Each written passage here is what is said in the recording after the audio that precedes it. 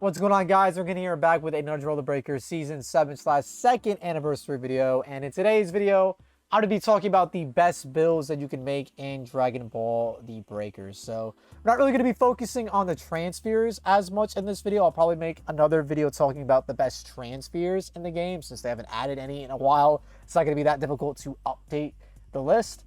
But in terms of skills, there really aren't that many new skills that have been added either. In terms of like what skills are good, that really hasn't changed arguably since Season 5. So this is the build that I'm currently running. I love Grappling Device. It is a skill that I've essentially never really taken off or removed on any of my builds. Next, I also have Instant Rise. Instant Rise is just really good because, say, if the Raider is ever on, you could pop Instant Rise, and the combo is pretty much Instant Rise in the grapple, which I'll show you in practice in a moment. And then I have Charming Pose, which, in my opinion, is the best stun in the game. It has a really long range. It comes out very fast. And in terms of a cooldown, it is a little bit on the longer side, but I think just because of how reliable it is, I don't really mind, in my opinion. Next, I have Instant Transmission. So depending on what player you want to be, Instant Transmission is a skill that can be used both selfishly and for team. So what I mean by that is saying if somebody is down, if they are down, they have like 4 seconds left on their bleed out timer, you actually will have enough time to IT to them and hold triangle and res them, assuming the Raider is not nearby. This is great for escapes, and it's great for getting last second reses in as well.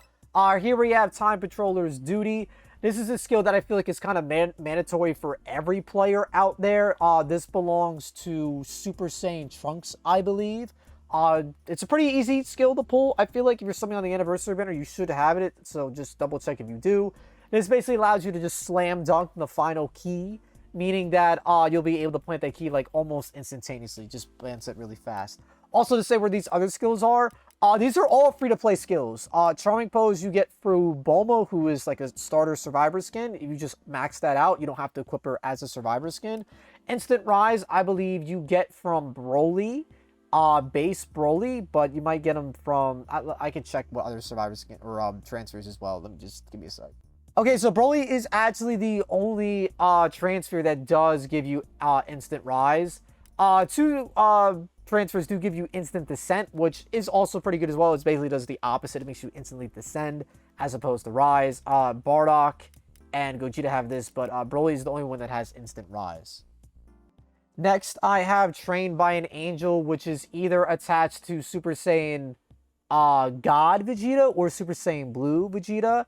I think it might be Super Saiyan Blue Vegeta. Essentially, what this skill does is that it increases your flight speed in exchange for slightly reduced damage for your transformations. So this is going to apply to melee damage, Ki Blast damage, and super attack damage as well. So yeah, chat just confirmed this is Super Saiyan Blue Vegeta.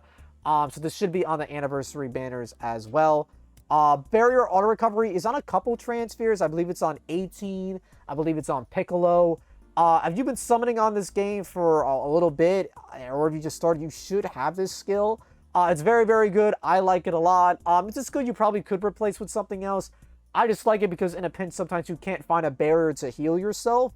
So when you can't, this just heals you automatically, which I really like. And it's been the difference between winning or losing sometimes for me. And then here we have a skill that you actually have to pay for. This belongs to Mai. So you don't have to pull this, you just have to buy Mai. So Resistance is very, very good. Essentially what it does, it's doing a lot. It increases your flight speed, it reduces the amount of damage that you take, and it reduces the amount of the cost that it takes to launch a super attack. So it's doing 3 things. So the reason why you see a lot of people equipped with Trained by an Angel is because you're getting a double buff to your speed. So I'll go hop in practice just so you guys can see how much, a difference it makes. So I'm actually going to hop in practice with both of them not equipped, then with just one of them equipped, and then with both of them equipped.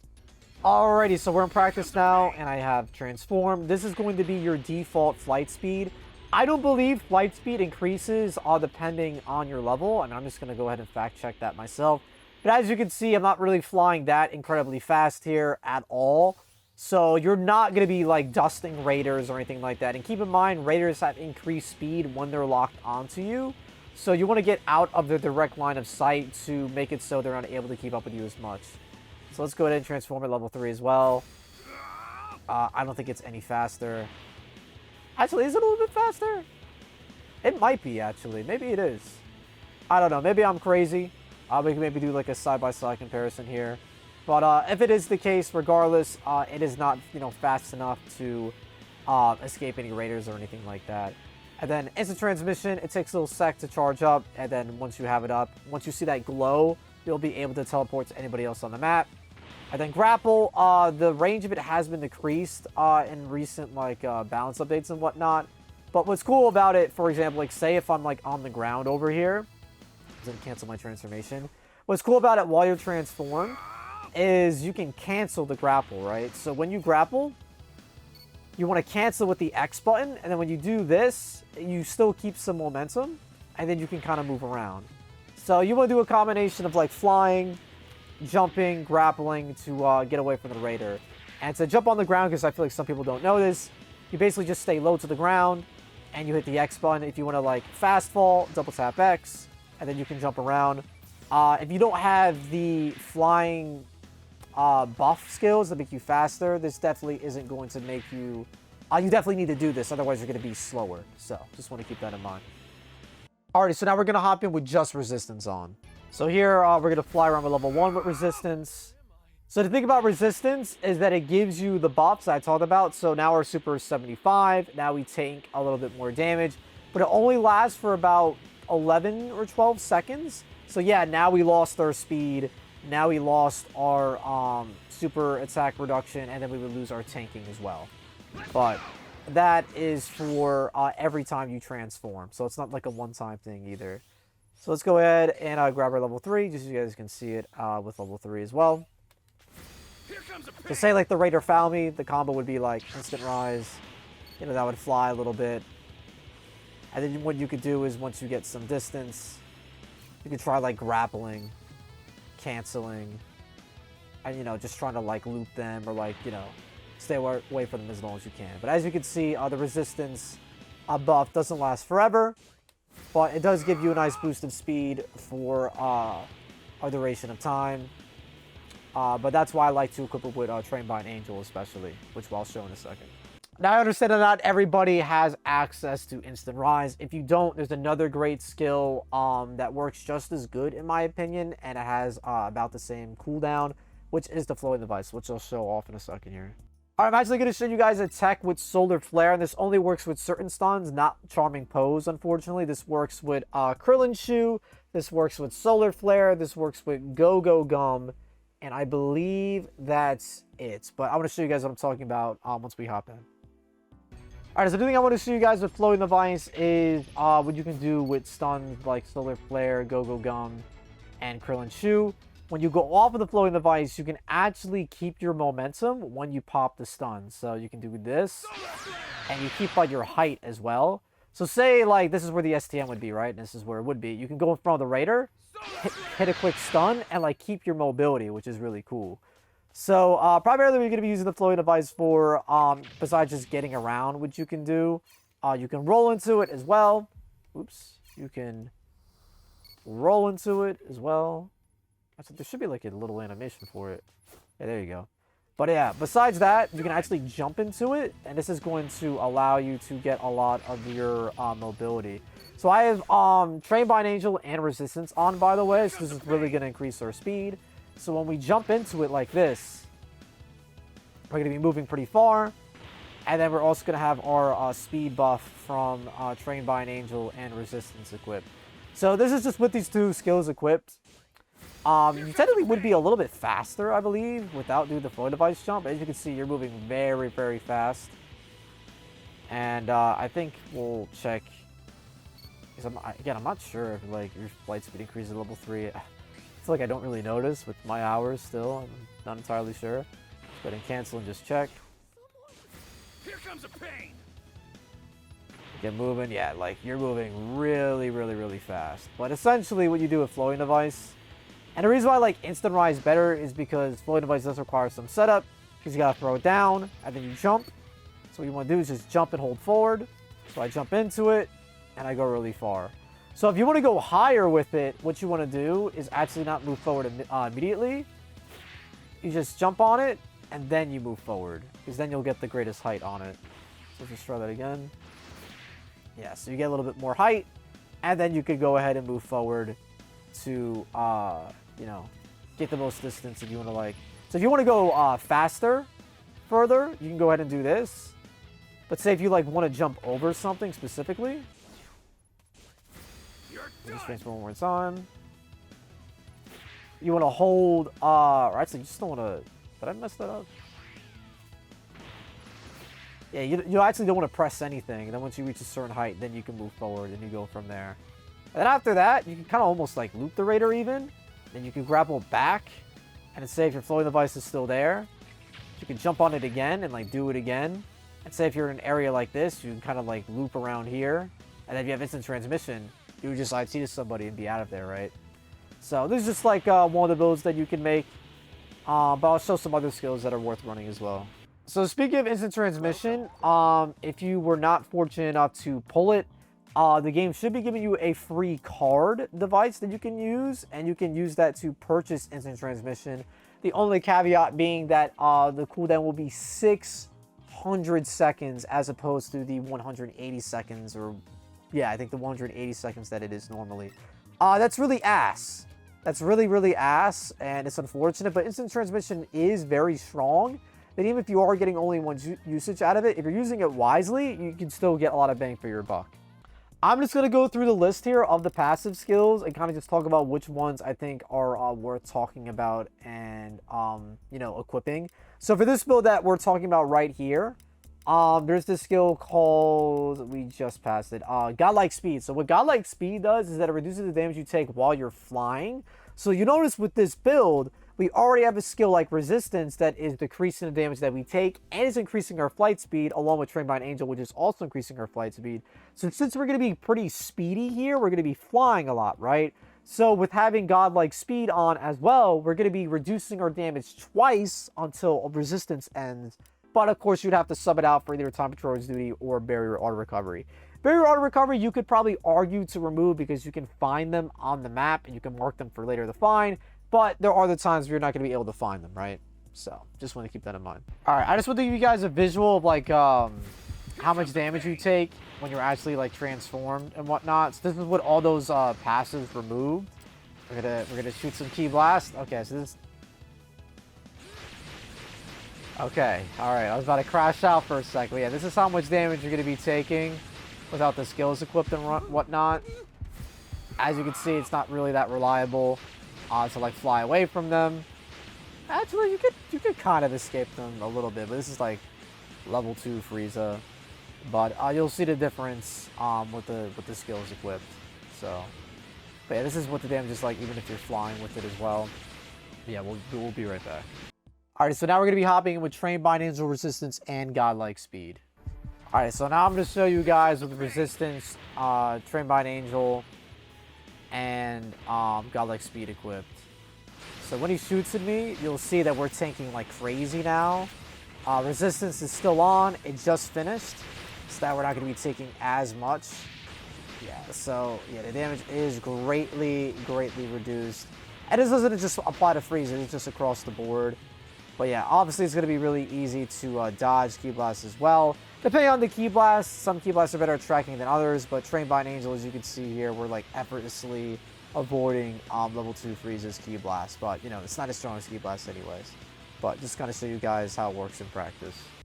Alright, so this is a build that is very toxic, which I don't really like people running, but yet there are some goobers that do run it. So this is a combination of skills that complement one another. For long-time players of the game, you're probably very familiar with this skill. Memories of Battle. So the reason why this skill in particular is very cracked is it essentially restores, I believe, what is it, 30% of your Dragon Change every time you lose your barrier. And as you guys know, there's skills in this game that can make you recover your barrier. We already know about Barrier Auto Recovery. We talked about that. And I've Come For You is a skill that belongs to Super Saiyan Gogeta, like the Z movie essentially. So this barrier allows you to restore, or this skill allows you to recover your barrier when you actually Dragon Change. So I'll show you guys how you can kind of play around this and kind of cheese a way to get your transformation back even without sodas. And then I have a Galactic Patrol Ship, Instant Rise here, and an Angry Shout here as well, just to kind of show how you can use that here. Alright, so I'm going to show you guys how you kind of cheese with this build. So I'm going to let Cell destroy my transformation here. So say there's a real match, he hits me. What I can do is I can pop this, go away. At this point, I can kind of just wait for my barrier to come back. But since I'm level 1, I could also literally just drink a soda right now and instantly get my change. But I want to show you guys how you can kind of cheese around Memories of Battle. So since we have barrier auto recovery, we're just going to like automatically get our barrier back. And let me show you guys how that works. Alright, the Raider actually found us. So I'm going to show you guys why Immortal Champion is also helpful. Oh, never mind. We recovered our barrier. Yeah, so now if he hits us, this bot is pretty stupid. But once they get some IQ, yeah, they're going to hit us. Now if he hits me again, I get sent flying with Immortal Champion. So by the time I recover, I'm actually going to be able to get my transformation back. So now, when Cell appears on me again, I can just square up with him, right? And that's, you know, kind of how you can abuse Memories of Battle and barrier auto recovery. So now when I transform, I'm going to get my barrier back automatically. So I'm going to, like, you know, fight him, do my thing. He's level 2, so I can't hurt him here. But after he takes out my transformation, I can automatically get 30% to my dragon change. And then I can, you know, get away, escape. And since I have a soda here. But, yeah, as you saw, I was literally, what, 40% to my transformation? If I was able to drink that soda, I would have been able to transform.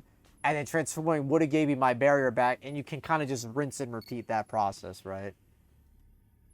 So, just so you guys know, Immortal Champion is tied to Mr. Saiyan, who is a Survivor skin that now you have to buy if you did not get him originally during Season 4. You can now buy him in the shop. We already talked about barrier auto recovery. Memories of Battle belongs to Goku Black. I believe it's base Goku Black. And I've already said that I've come for you. Belongs to Super Saiyan Gogeta. Galactic Patrol Ship belongs to Jocko, who unfortunately isn't in the shop right now, so you can't get this skill, unfortunately. But Angry Shout belongs to Boo, and I'll show you what you can use with Immortal Champion and Angry Shout in a second here. Alrighty, so to show you guys the cheese that you can do with Angry Shout, once Cell beats me up, he's going to beat me up. Just give him a sec, guys. I believe this isn't a bot. This isn't a play. Dude, dude, like, fucking God. Alright, so yeah, he popped my barrier. Now, if he hits me again, I have Immortal Champion, but I can pop Angry Shout, and that will stop that animation that plays when you get hit. So that's a way you can kind of cancel that to give yourself more of an opportunity to escape. Alright, so that's one way to do it, but I want to show you guys like how most like people actually do it once Cell stops fucking BMing me. Okay, so the way you do it is when you actually land, that's when you pop Angry Shout. That way you can kind of just ignore that animation when you land and kind of just be on your merry way, right? Basically, the most meta combo in the game right now in Instant Rise, besides Grapple, is the Jocko ship. So you don't have it, you know, Grapple works just fine. But the Jocko ship is still very, very good. So the builds we talked about were kind of like evasive flying builds, cheese builds to manipulate dragon change. And then here we have a damage dealing build. So here we have You're All Going to Pay. This will increase your damage based on souls you collect. Players that die will leave souls. When you collect them, it'll increase your limit and your damage. This belongs to Super Saiyan 2 Gohan. Battle Instincts, I believe, belongs to Full Power Super Saiyan Broly. This increases your flight speed when you're looking at the radar when you have that red reticle. I'll show you when we hop into practice. I'll explain why this is relevant in a second. Stardust is a skill that increases your damage with close range attacks, so essentially melee attacks when you're at low dragon change, and I'll show you how you can play around that in a second. And then we have Saiyan Savagery, which decreases your flight speed for increased damage. There is another skill called Unparalleled Fusion, which increases your damage for more cost for supers. I don't have it. That's Super Saiyan Blue Vegeto's skill. If you want to, you know, do even more damage, I'm gonna show you how you could rock this build. Alrighty, so we found Cell. Our flight speed is greatly reduced, so Battle Instincts should be kicking in. It doesn't seem like it is, but so here when we do go for a melee, God fucking damn it. Okay, we missed. Okay. So we picked up a soul from when we died, so now we're going to be dealing a bunch of extra damage. So when we melee just here straight up, okay, well, we missed. Alright, I'm going to show you this time before I pick it up. I swear I am. This is what it looks like. You can hear it, by the way. It's like a little hearing indicator.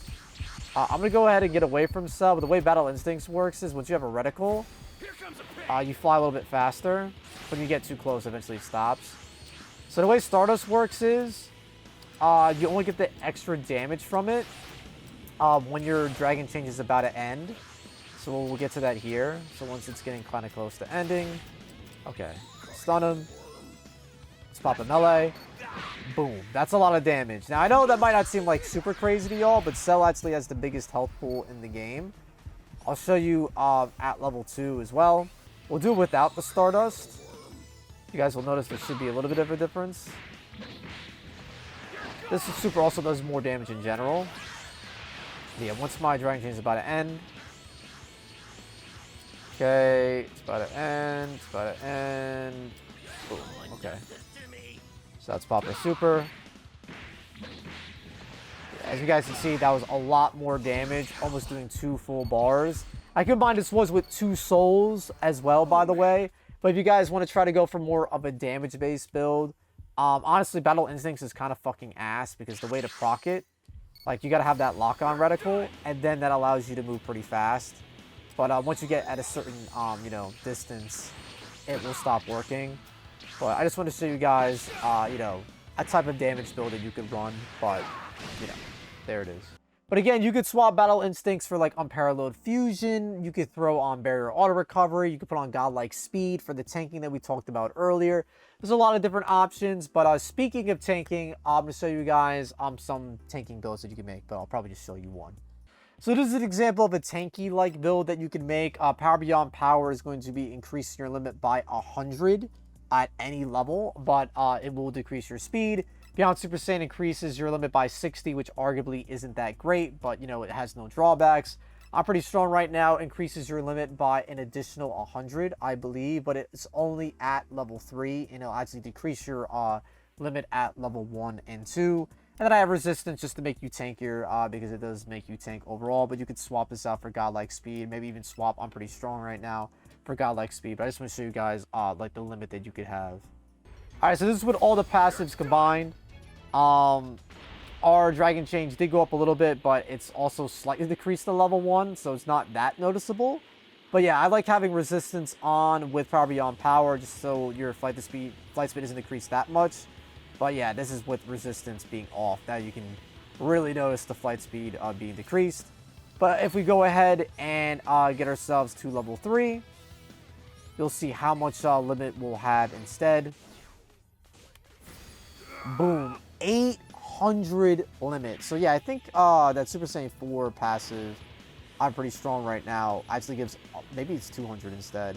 So we have you could have 800 limit. Plus Resistance, giving you a little bit more tanking, but once Resistance runs out, obviously you're going to be very slow. But you could put on Trained by an Angel if you like, to kind of mitigate that. But all it's going to do is just give you average flight speed as opposed to, like, the super decreased flight speed. Well, just an option for you if you want to run on more tanky, like, kind of stall build if you want. But yeah, here it is. Let's say if you are going for, like, a stall tanky build, you could run a active skill like Bancho Fan, as you can see here. Essentially knocks the Raider back, depletes their knockback gauge, makes them drop their Dragon Balls, get off a Survivor, get off the STM. Backup Attack is doing the same thing. Angry Shout is essentially your version of a Break Strike. This will get the Raider to knock off of you. Mid-melee combo as well. After Image does the same thing. It just doesn't deplete the Raider's knockback gauge. Energy Field is going to give you some iframes. Just going to make you invulnerable for some time. So in case you want to stall some more, you can use this. Fake Death is going to allow you to knock the Raider back. It has a very short cooldown of 16 seconds. Oh, again, just to clarify who these skills belong to. Power Beyond Power belongs to Super Saiyan Blue Goku. Beyond Super Saiyan belongs to Super Saiyan Goku, I believe? Unless it's Super Saiyan 2. I'm not sure, but I guess that would make more sense if it's Super Saiyan 2 Goku. And then I'm pretty strong right now belongs to Super Saiyan 4 Goku. Alright, so this is going to be more of a support build that you could run in Dragon Ball the Breakers. Here we have Let Me Heal You. This is essentially an instant heal skill. It has a very long cooldown. As you can see, it belongs to Dende, who you'll have to buy in the shop. Instant transmission, again, is very good. This belongs to Super Saiyan Goku. This will allow you to instantly, teleport to somebody and get that resin. Dragon Clan healing, what's really cool about this ability is that when you heal somebody, it does give them back their barriers. So say if they get shot, they actually have a chance to escape using one of their active skills. Here we have Sneeze, which was actually brought to the game in Season 6. This is a fairly fast healing skill, and what it does is heal the survivor faster, but you're stuck in an animation that plays. But this will allow you to heal a little bit faster. There is also First Aid, but since we have Sneeze, we don't really need it because it's a little redundant. But First Aid essentially just reduces the healing time. This belongs to the Dell, I believe. And then Sneeze, of course, belongs to Launch. And I believe it is the blue-haired Launch who it belongs to. And then we have Exploration Enthusiast skills.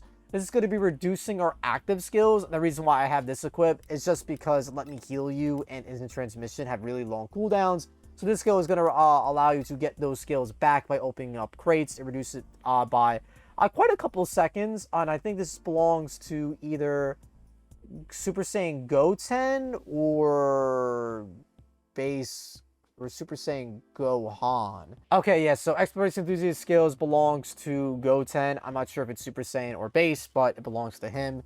And then Gohan has the one for cooldown, which is going to be for your dragon change. So now you know. Alrighty, so somebody just got down, dude. So I can come in here. I can do Dende's skill, and now they're rezzed and they have a barrier for free. So as you guys can see, that cooldown is very fucking long.